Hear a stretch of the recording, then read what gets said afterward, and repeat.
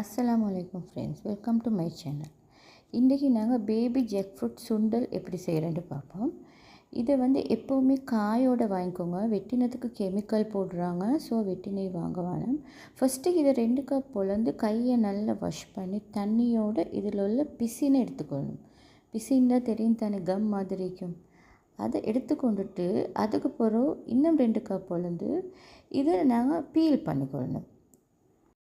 இது கொஞ்சம் கஷ்டமான வேலை, பட் செஞ்சு கொண்டால் நல்ல சாப்பாடு. ஸோ இது இப்படித்தான் அரிஞ்சிக்கொள்ளணும். அரிஞ்சு இதை தண்ணியில் போடணும், ஏன்டா இதில் கசர் வந்துடும். கையை எப்போவுமே வெட்டாவே வச்சுக்கோங்க, அப்போ தான் இதில் உள்ள பிசி நொட்டாது. இது நல்லா ப்ளட் சர்க்குலேஷனுக்கு நல்ல ஒரு இந்த சாப்பாடு. இன்றைக்கி இதில் மட்டும்தான் கெமிக்கல் இல்லை, அதுவும் வெட்டினா கெமிக்கல் போடுறாங்க. வெட்டாமல் காயோடு தான் வாங்கணும். இந்த இதுக்கு மற்ற கேரட், பீன்ஸ், லீக்ஸ் எல்லாம் எவ்வளோ தான் பசந்தாயிருந்தாலும் அதுக்கெல்லாம் கெமிக்கல் போட்டு தான் அது பசந்து வருது. ஸோ இதை மட்டும்தான் நாங்கள் எடுத்து பயப்படாமல் சாப்பிடணும். ஃபீட் பண்ணுற ஆட்களுக்கு, பேபிஸ்க்கு ஃபீட் பண்ணுற ஆட்களுக்கு மிச்சம் நல்ல. ஸோ இதை நாங்கள் இன்றைக்கி எப்படி செய்கிறோன்னு பார்ப்போம். இதை சின்னதாக அரிஞ்சிக்கொள்ளணும். இதுக்கு கத்தி நல்லா ஷார்ப் ஆகிக்கணும், இல்லாட்டி சரி கஷ்டம் இதை வெட்டுறதுக்கு. இந்த சுண்டலுக்கு மட்டன், பீஃப், சிக்கன் எல்லாத்துக்குமே நல்ல டேஸ்ட் ஆகிக்கும். ஸோ இதை கொஞ்சம் வெட்டி கொள்றதுக்கு மட்டும்தான் கஷ்டம். மற்றபடிக்கு செய்கிறது ஒரு 10 மினிட்ஸில் செஞ்சிடலாம். வெட்டுறது மட்டும்தான் கஷ்டம். இது 2-3 விதமாக செய்யலாம். நான் இன்றைக்கி குக் பண்ணலை. இன்றைக்கி குக் பண்ணுறதுக்கு சரி வரதில்லை. இதை விட கொஞ்சம் சின்ன பதம் வைக்கணும் குக் பண்ணேன். இது கொஞ்சம் இரி வந்த மாதிரி, அந்த கூடையாக இதாகின மாதிரி இருந்துச்சுன்னா அதை நாங்கள் சுண்டல் பதத்துக்கு தான் எடுப்போம். இதை விட கொஞ்சம் சின்ன பதம் இருந்தால் தான் அதை நாங்கள் இந்த புளியெல்லாம் போட்டு குக் பண்ணுவோம். நான் உங்களுக்கு அதே ஒரு வீடியோவில் காட்டுறேன். இது நான் இன்றைக்கி சுண்டல் கறி தான் செய்வோம்னு சொல்லி எடுத்தேன். இது எங்கள் வீட்டில் எல்லாருக்கும் இந்த சாப்பாடு நல்ல விருப்பம். எப்படியுமே நான் ஒரு வீக்குக்கு ஒருக்காவது இது கிடைக்கிற மாதிரி நான் இதை செய்கிறதுக்கு ரெடியாக விடுவேன். கொஞ்சம் கஷ்டம்தான் வெட்டுறதுக்கு. அப்போ இருந்தாலும் இதை எப்படியுமே டேஸ்ட் சுட்டி நான் எப்படியுமே செய்கிறதுக்கு தான் பார்க்குறேன். எங்கள்கிட்ட ஊர்லண்டா உடனே இன்றைக்கே எங்களோட வீட்டுக்கிட்டே மரம் மிக்குது. கிளம்புற நாங்கள் மார்க்கெட்டுக்கு போய்ட்டு வாங்கிட்டு வரேன். இதை நாங்கள் கட் பண்ணி தண்ணியில் தான் போடணும், இல்லாட்டி கசர் வந்துடும். ஸோ இதை கட் பண்ணி தண்ணியில் போட்டுக்கொள்வோம். நான் இன்றைக்கி இதை ப்ரெஷர் குக்கரில் தான் செய்ய போகிறேன். ப்ரெஷர் குக்கர் கொஞ்சம் ஆயில் ஊற்றிக்கோங்க. ஏன்னா சும்மா அவிச்சா இதில் உள்ள கசர் போகாது. ஸோ அதை சுற்றி தாளித்து தான் அவிக்கணும். ஆயில் கொஞ்சம் போட்டு அதுக்கு 2 துண்டு ரம்பையை பிச்சு போட்டுக்கோங்க. போட்டு ஆயில் கொஞ்சம் ஹீட் ஆகக்குள்ள நாங்கள் இந்த வெட்டி வச்சுக்கிறத நாங்கள் அதில் போட்டுக்கொள்வோம். ப்ரெஷர் குக்கரில் எப்படியுமே இது ஒரு 10 மினிட்ஸ் மட்டுக்கு நல்லா இந்த அவிச்சு கொண்டா சரி. நான் இந்த பாத்திரத்தை மாற்றினேன், ஏண்டா எல்லா இந்த இதையும் வைக்க போடலாம். ஸோ அதனால் இதை நாங்கள் இப்போ தாளிச்சிற மாதிரியே இதை போட்டுக்கொள்வோம். போட்டுக்கொண்டு இதுக்கு எப்படியுமே நாங்கள் அளவான தண்ணியை தான் ஊற்றணும். ஏன்னா எதுக்கு மிச்சம் தண்ணி இழுக்காது. ஸோ ஒரு ½ ஜக் கொஞ்சம் ஒரு அப்படின்னா மெஷர் பண்ணுறேன்னு சொல்லி சொன்னால் ஒரு இந்த கப் ஊற்றினா போதும். டீ கப் இது, டீ கப்பில் 1க்கு தண்ணி ஊற்றினா போதும். அதுக்கு மிச்சம் ஆட் பண்ண வேணாம். எப்போவுமே நான் குக் பண்ணக்கொண்டு ஹெல்த்தியான ஃபுட் எடுக்கணும். இப்போ இதெல்லாம் நல்ல ஹெல்த்தியான ஃபுட், கெமிக்கல் இல்லை சுட்டி. ஸோ நாங்கள் எப்போயுமே ஹெல்த்தி கொஞ்சம் எங்கள்கிட்ட ஹெல்த்தையும் கொஞ்சம் நாங்கள் கவனித்து கொள்ளணும். இதை நல்லா அவிச்சு எடுக்கிறதுக்கு இதுக்கு சோல்ட்டும் மஞ்சத்தூளும் மட்டும் போட்டால் போதும், வேறு ஒன்றும் போட தேவையில்லை. போட்டு நல்லா லிட்டால் கவர் பண்ணி ஒரு ப்ரெஷர் குக்கருக்கு டைம் கொஞ்சம் டிஃப்ரெண்ட் ஆகும். எப்படியும் ஒரு 7லேருந்து 10 மினிட்ஸ்குள்ளுக்கு டைம் வச்சுக்கோங்க. நீங்கள் இந்த பேபி ஜாக் ஃப்ரூட் நிறைய மாதிரி செய்யலாம். நான் உங்களுக்கு அதையும் காட்டுறேன். அடுத்தது இந்த ஸ்பெஷாலிட்டி மழை காலத்துலேயும் சாப்பிடலும், வெயில் காலத்துலேயும் சாப்பிடலும். உஷ்ணமும் இல்லை, குளிரும் இல்லை, நல்ல குணமான ஒரு ஃபுட் உண்டு. இதுக்கு நாங்கள் சோல்ட்டும் மஞ்சத்தூளும் ஆட் பண்ணி அவிச்ச போட்டுக்கொள்வோம். வாட்டர் வந்து 1 கப் ஊற்றினா போதும். மிச்சம் இதுக்கு வாட்டர் இழுக்காது. ஸோ 1 கப் ஊற்றினா போதும். அப்படியே அதில் வாட்டர் கொஞ்சம் மிஞ்சிச்சின்னு சொன்னால் நீங்கள் அவிச்ச பிறகு வெந்த பிறகு அதை எடுத்து அப்படியே மெதுவாக அப்படியே வடித்து அதை அந்த ஒரு பக்கத்துக்கு செப்பரேட் பண்ணிவிடுங்க. ஏன்னா வாட்டர் இதுக்கு மிச்சம் தேவையில்ல. ஸோ இப்போ இது ஒரு 7 மினிட்ஸ் மட்டுக்கு இருந்தால் போதும். அடுத்தது இதோட சுண்டலை நாங்கள் செஞ்சுக்கொள்ள பார்ப்போம். நான் வந்து ஒரு மூடி தேங்காய் எடுத்துக்கிறேன். அதுலேயும் கருப்பு எடுக்காமல் ஒயிட் மட்டும் எடுத்துக்கிறேன். அடுத்து வந்து நான் வந்து ஆனியன் வந்து சின்ன ஆனியன் தான் எடுத்துக்கிறேன். கார்லிக் வந்து தாளிப்புக்கும் சேர்த்து எடுத்துக்கிறேன்.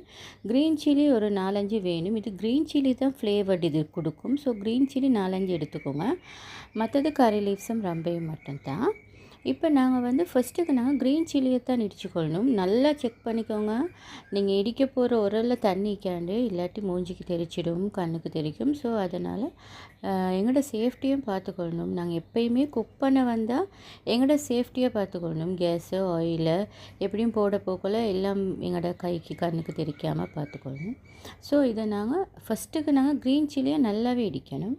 அதுக்கப்புறம் அந்த கார்லிக்கை போட்டு அதை கொஞ்சம் இடிச்சுக்கொள்ளணும். அப்புறம் கறி லீவ்ஸையும் ரம்பையும் போட்டுக்கொள்ளணும். நான் ரொம்ப கொஞ்சம் மீதமாக வச்சுக்கிறேன் தாளிப்புக்கு. இதுக்கு தாளிப்பு வந்து ரொம்ப முக்கியம். ஏன்னா தாளிப்பால் தான் இந்த கறியே டேஸ்ட் ஆகும். ஸோ இப்போ நாங்கள் இது எல்லாத்தையுமே போட்டு நாங்கள் இடிச்சுக்கொள்வோம். அது கொஞ்சம் இடித்து வரப்போக்குள்ள நாங்கள் எங்களோட தேங்காய் துருவல் கொக்கோனட்டையும் போடணும். போட்டு அதையும் நல்லா இடிச்சுக்கொள்ளணும். எங்களோட வீட்டில் உள்ள சின்ன பிள்ளைகளுக்கும் நாங்கள் இது மாதிரி நல்ல ஃபுட் தின்றதுக்கு பழக்கணும். ஒரே கெமிக்கலுக்கே போகக்கூடா. நாங்கள் இதை மாதிரி நல்ல ஃபுட் இருக்குதே, கெமிக்கல் இல்லாத ஃபுட் நாங்கள் தேடி அதையும் செஞ்சுக்கணும். ஜக் ஃப்ரூட்லேயும் கெமிக்கல் மிச்சம் போட மாட்டாங்க. ஸோ அதை மாதிரி சாமானங்களை நாங்கள் எடுத்துக்கொள்ளும். பேபி ஜக் ஃப்ரூட்டும் அப்படித்தான் காயோடையே எடுத்துக்கோங்க. ஸோ இது நல்லா கொஞ்சம் இடிப்படணும். நல்லா கொஞ்சம் இடித்து இந்த க்ரீன் சில்லியும் நல்லாவே ஃபஸ்ட்டு இடிச்சுக்கோங்க. அடுத்தது குக்கிங் செய்யப்போக்கோ எங்களுக்கு நிதானமும் பொறுமையும் வேணும். வேவுறது நல்லா வேவிடணும், இடிக்கிறது நல்லா இடிக்கணும், அரைக்கிறது நல்லா அரைக்கணும். என்றால் பொறுமை கட்டாயம் வேணும். என்றால் பொறுமை இருந்தால் தான் சாப்பாடு டேஸ்ட்டாக வரும். அதே மாதிரி உங்களோட சாப்பாட்டுக்கு எந்த நேரம் கூட காரம் சேர்த்துக்கொள்ளாதீங்க. ஏன்னா இப்போ உள்ள ஆட்களுக்கு ஒரே கேஸ்ட்ரிக் வருது. ஸோ அதனால் காரம் வந்து அளவான காரம் சேர்த்துக்கோங்க. எப்போவுமே க்ரீன் சில்லியில் வர காரம் நல்ல காரம். ஏன்னா அது வந்து க்ரீன் சில்லி வந்து கூல், அது வந்து பாடிக்கு ஹீட்டை தராது. ஸோ இது நாங்கள் கொஞ்சம் இந்த உரலையும் கொஞ்சம் இதை கழுவி நாங்கள் ஊற்றிக்கொள்வோம். ஏன்னா அதை வேக போடக்குள்ள தேவை. இது தாளிப்புக்கு தேவையானதையும் நாங்கள் இதோடையே நல்லா இடித்து வச்சுக்கொள்ளணும். எப்படியுமே இந்த கறிக்கு தாளிப்பு தான் மெயின். இந்த ஜக் ஃப்ரூட்டால் கட்லெட்டும் செய்யலாம். நான் உங்களுக்கு இன்ஷால்லா கட்லெட் செய்கிற மெத்தடும் எப்படின்னு நான் காட்டுவேன். ஸ்ரீலங்காவில் இப்போ சரியான மழை பெய்யுது. மழையில் நிறைய பேர் வெள்ளத்தால் பாதிக்கப்பட்டிருக்கிறாங்க. அவங்களுக்கு எல்லாம் என் அனுதாபங்களை தெரிவித்துக்கொள்கிறேன். யார் யார் ஏழுமான கழிக்கிறாங்களோ அவங்களுக்கெல்லாம் ஹெல்ப் பண்ணுங்கள். ஸோ இந்த ஜக் ஃப்ரூட் இப்போ நல்லா இது பாருங்கள் வெந்திக்குது. இதில் தண்ணியே இல்லை, நான் கணக்காக தான் தண்ணி ஊற்றினேன்.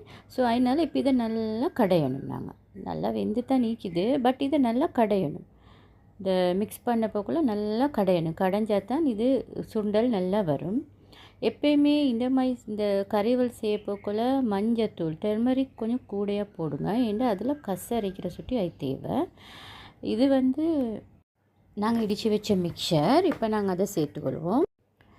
நல்லா இதை மிக்ஸ் பண்ணணும். மிக்ஸ் பண்ணி ப்ரெஷர் குக்கரோட லிட்டிக்கு தானே லிட்டில் மற்ற பக்கத்தால் நாங்கள் இதை க்ளோஸ் பண்ணி கொஞ்சம் நேரம் புழுங்கி வேவுறதுக்கு விடணும். இதை இப்படி க்ளோஸ் பண்ணி புழுங்கி வேவுறதுக்கு விடணும். நாங்கள் ஒவ்வொரு விஷயத்துக்கும் செலவு கூடையாக செலவழிக்கிறதுலே எங்களுக்கு அடுத்தவங்களுக்கு உதவி செய்யலும். நாங்கள் நிறைய விஷயங்களில் தேவையில்லாத கொண்டாட்டங்களுக்கு செலவழிக்கிற செலவை நிறைய ஆட்கள் மண் சரிவால் பாதிக்கப்பட்டிருக்கிறாங்க. நிறைய பேர் வெள்ளத்தால் பாதிக்கப்பட்டிருக்கிறாங்க. அவங்களுக்கு ஹெல்ப் பண்ணுறதுக்கு எங்களுக்கு கொடுக்கலும்ட்டு அது ஒரு பெரிய விஷயம்.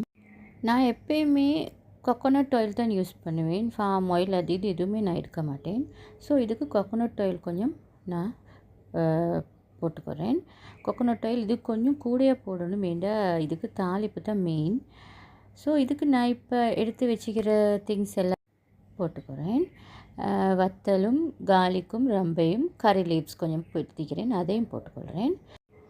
எப்படியுமே அடுத்தவங்கள திருப்திப்படுத்துறதுக்கு ஆடம்பரமாக செலவழிக்கிறதுக்கு விட இப்படி அனுதாபமாக செலவழிக்கிறதுல எங்களோட மனசு ரொம்ப சந்தோஷப்படும்னு நான் நினைக்கிறேன்.